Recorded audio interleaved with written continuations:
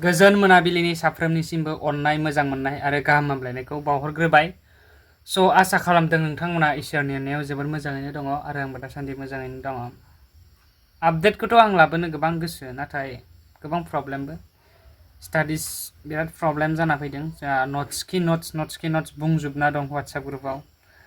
कलेजनिफ्राय गोबां नट्स फैना दंफैयो। जियानो जादोला बे समाव आं नट्स लिरगासिनोमोन। बेनि गेजेरजोंब्लाबो आं भिडिअखौ आपडेट हिसाबै आं बानायलांफाखानोसै। मानास हाग्रामायाव मोसा नुनो मोनदों। फुल भिडिअखौ नोंथांमोना नायजोबदो, बेनि उनाव कमेन्ट खालामदो।